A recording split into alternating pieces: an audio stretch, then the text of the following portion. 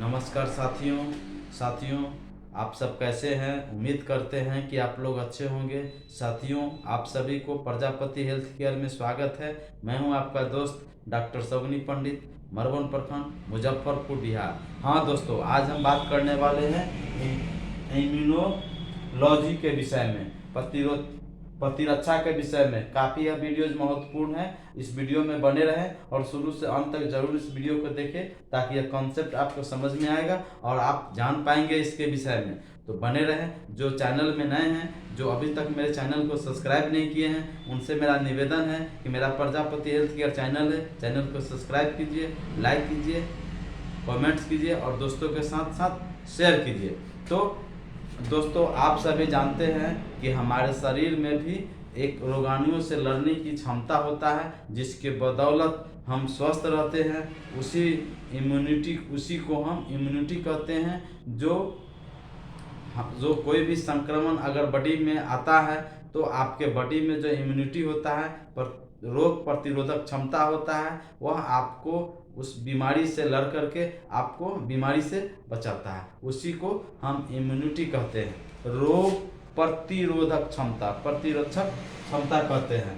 तो हम बात करेंगे ट्रांसमिशन ऑफ डिजीज। रोग का संक्रमण कैसे होता है। रोगों का संक्रमण जो होता है, जब कोई व्यक्ति के संपर्क में आता है, जैसे वह खांसता है, छींकता है, आमने सामने बैठता है, गले मिलता है, हाथ मिलाता है, थूकता है ना, इत्यादि के कारणों से यह ट्रांसमिशन ऑफ डिजीज, रोग का ट्रांसमिशन होता है, रोग का स्थानांतरण होता है।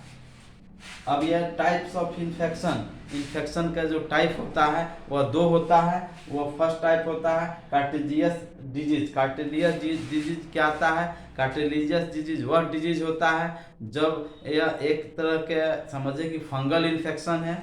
जब किसी को दाद, दिनाय, खुजली या आँख आ जाता है, ठीक है, तो उसका जो वस्त्र होता है, उसका जो कपड़ा होता है, जो वह इस्तेमाल करता है, इसके साथ साथ उसके संपर्क में आता है, उसके कारण जो है यह डिजीज होता है, कार्टिलिजियस डिजीज होता है। अब इन्फेक्शन डिजीज की बात करें तो इन्फेक्शन डिजीज किसे कहते हैं। इन्फेक्शन डिजीज वह होता है जो एक व्यक्ति से दूसरे व्यक्ति में, दूसरे से तीसरे व्यक्ति में, वह खांसने से, छींकने से, गले मिलने से, है ना, हवा से, पानी से, जल से, मिट्टी से और बहुत सारे काजेज है के कारण से वह बीमारी फैलता है।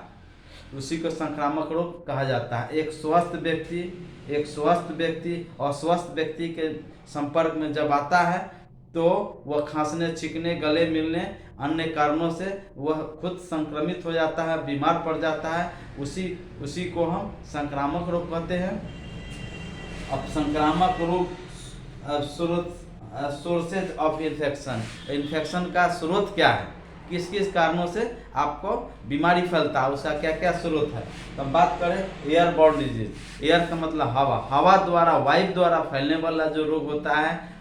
जैसे आपने बात देखा था कोरोना काल में, डॉक्टर आपको बचाव के लिए आपको मास्क का इस्तेमाल करते थे, काहे कि एयर से आपका होता है। एयरबॉर्न डिजीज में आपका होता है, आपका खसरा होता है, आपका टीबी होता है, आपका इन्फ्लुएंजा होता है, और भी बहुत सारे ऐसे बीमारी हैं जो आपको खांसने, छींकने से आपको हवा द्वारा वह आपको फैलता है। उसी को एयरबॉर्न डिजीज कहते हैं, जो हवा द्वारा सांस लेने से या सांस छोड़ने से वह व्यक्ति, स्वस्थ व्यक्ति संक्रमित हो जाता है। एयर द्वारा, हवा द्वारा, एयरबॉर्न डिजीज उसी को कहा जाता है। बात करें वाटरबॉर्न डिजीज, पानी द्वारा। दोस्तों, आप सभी जानते हैं कि पानी अगर संक्रमित रहेगा, जिसके सेवन से इन्फेक्टेड वाटर, दूषित जल जिसके सेवन करने से आपका जॉन्डिस हो जाएगा, आपका डायरिया हो जाएगा, आपका पेचिस हो जाएगा, है ना, आपको टाइफाइड हो जाएगा, मियादी बुखार जिसको कहते हैं, वह वाटरबॉर्न डिजीज में आता है, जो पानी द्वारा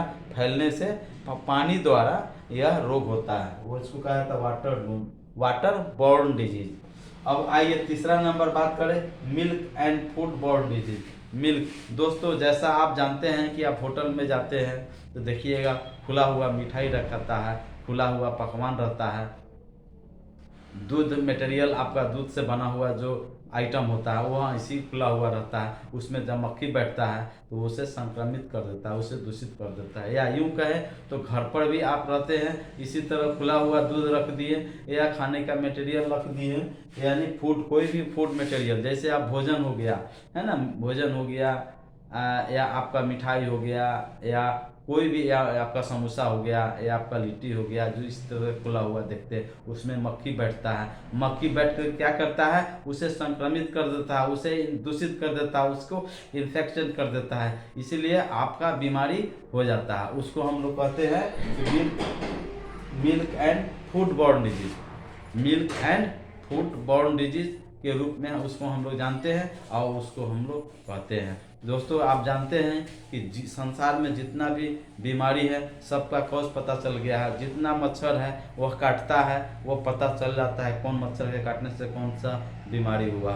लेकिन एक मक्खी ही एक ऐसा जीव है जिसको काटने से, जिसके काटने कहते हैं सॉरी, जिसके वजह से बीमारी तो फैला देता है लेकिन पता नहीं चलता है। इसीलिए मक्खी काफ़ी उसको संक्रमित कर देता है खाने वाले मटेरियल को, इसीलिए उसको साफ सफाई में रखे, खाने का आइटम है उसको ढक करके रखे, उसको तोप करके रखे, उसको जब इस्तेमाल हो तभी उसको ओपन करे, इस्तेमाल जब नहीं हो तो उसको बढ़िया से उसको ढक करके रखना चाहिए।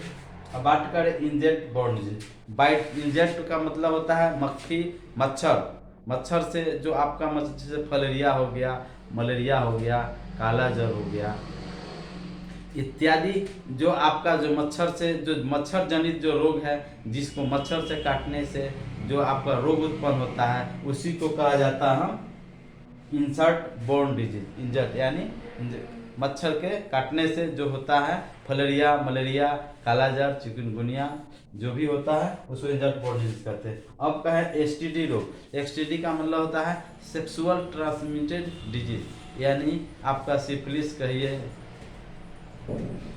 सुजा कहिए, गोनोरिया कहिए, HIV एड्स कहिए, यह व्यक्ति सहवास के दौरान यह फैलता है, या दूषित सिरिंज के इस्तेमाल से आपको फैलता है, या कोई माँ अगर, या किसी के ब्लड में अगर उसको ऑलरेडी पॉजिटिव है, यानी एड्स की बीमारी से संक्रमित है, यानी HIV से ग्रसित है, वह संक्रमित दूध अगर ये खून, ब्लड अगर एक स्वस्थ व्यक्ति में चढ़ेगा तो वो भी आपको संक्रमित हो जाएगा। यानी एसटीडी का मतलब होता है सेक्सुअल ट्रांसमिटेड डिजीज, यानी सहवास से जो फैलता है रोग, उसको एसटीडी रोग कहा जाता है। अब बात करें बाइट बॉर्न डिजीज, यानी बाइट बॉर्न डिजीज का मतलब होता है काटने से, यानी कुत्ता हो गया, सियार हो गया, बंदर हो गया, है ना, या आपसे कह देते हैं सांप हो गया, जो भी बाइट करता है, काटता है, उससे जो आपका रोग होता है उसको हम लोग बाइट बॉर्न डिजीज कहते हैं। जैसे आप जानते हैं कि कुत्ता काटने से, कुत्ता काट लेगा तो उसमें आपको रेबीज नामक बीमारी होता है, तो कुत्ता काट लिया, रेबीज हो गया, आपका सियार भी आता है, बंदर भी आता है उसी में, ठीक है, स्नेक आता है, वो काटता है, वह तो विष उसमें छोड़ता है, जिसमें उस व्यक्ति को, अगर वह विषैला है, अगर प्रॉपर तरीक़ा से मैनेजमेंट नहीं हुआ तो उस व्यक्ति का जान चला जाता है। इस तरह से आपका जो बीमारी फैलने का कारण होता है, उसी को कहा जाता है इम्यूनिटी कहा जाता है। आपका अगर आपका इम्यूनिटी अच्छा है, आप अगर बीमारी से लड़ने की क्षमता अच्छा है, आपको कोई भी बीमारी आएगा, आपका बॉडी में आपका जो प्रतिरक्षा प्रणाली है उसको फाइट करता है, उसको लड़ता है, और लड़ करके उसको आपको भगा देता है। इसमें जैसे आप कभी कभी देखते हुएगा कि कोई पेशेंट अगर क्लिनिक पर आता है, डॉक्टर से बात करता है कि सर हम तो बुखार लगा और 100 बुखार आसपास था, हम छोड़ दिए, दवाई ही नहीं खाए, सुबह में देख रहे तो स्वतः ठीक हो गया। तो क्यों ठीक हो गया? उसके बॉडी में कोई भी foreign particle, bacteria, virus body में इंटर किया, इंटर किया तो बॉडी का जो प्रतिरक्षा प्रणाली है उससे मुकाबला करके उसको लड़ करके और उसको भगा दिया, तो आप स्वस्थ हो जाते हैं। तो इम्यूनिटी पावर बढ़ाने के लिए आपका बहुत सारे कारण हैं, जैसे आपको हो गया, बच्चा जब जन्म लेता है, जन्म के 1 सप्ताह तक माँ का जो गाढ़े पीले दूध जो निकलता है, जिसको हम कोलेस्ट्रोडियम कहते हैं, जिसको हम कोलेस्ट्रोल कहते हैं, कोलेस्ट्रोल कहते हैं, वह बच्चे के लिए अमृत का काम करता है। वह बटी जिसको हम लोग खिरसा का दूध भी कहा जाता है, वह बच्चे को हर हाल में पिलाना चाहिए। इसीलिए उसमें फर्स्ट जो इम्यूनिटी बनता है उससे आपको बनता है। दूसरा होता है कि बच्चा को बैलेंस डाइट, संतुलित आहार प्रचुर मात्रा में देना चाहिए। उस समय बच्चा बॉडी को विकास करने के लिए हाई प्रोटीन की ज़रूरत पड़ता है, इसलिए वो देना चाहिए, न्यूट्रिशन देना चाहिए, भरपूर मात्रा में आहार देना चाहिए। ड्राई फ्रूट्स हो वो दे सकते हैं या फ्रूट्स वगैरह दे सकते हैं। संतुलित आहार दीजिए, दूध दीजिए, जिससे शरीर उसका मजबूत रहेगा, इम्यूनिटी पावर रहेगा, वह बीमार कम पड़ेगा। जिसका इम्यूनिटी पावर कम होता है वो रह के बार बार किसी भी चीज़ में बीमार पड़ते चला जाता है। तो इम्यूनिटी पावर बनना है। तीसरा होता है आर्टिफिशियल में आपका बच्चे को वैक्सीनेशन किया जाता है, टीकाकरण किया जाता है। जैसे बच्चे के 24 घंटा के अंदर में BCG का टीका लिया जाता है ना। इस तरह से DPT पड़ता है, बूस्टर पड़ता है, MMR पड़ता है, मिजिल्स पड़ जाता है, TT पड़ता है, OPV ओरल पोलियो वैक्सीन, जो भी आपका जो वैक्सीनेशन का सरकार का जो इम्यूनाइजेशन है, टीकाकरण है, उसको प्रॉपर तरीका से लेना चाहिए। यह सब लेने से क्या होगा, आपका बॉडी, आपका रक्षा प्रणाली आपका मजबूत रहेगा, आप बीमार कम पड़ेंगे। तो दोस्तों यही इम्यूनिटी पावर हुआ। तो दोस्तों यह वीडियोस कैसा लगा, इसको आप लाइक कीजिए, शेयर कीजिए, कमेंट्स कीजिए और दोस्तों के साथ ज़रूर शेयर कीजिए और सब्सक्राइब निश्चित ही करिए। धन्यवाद दोस्तों।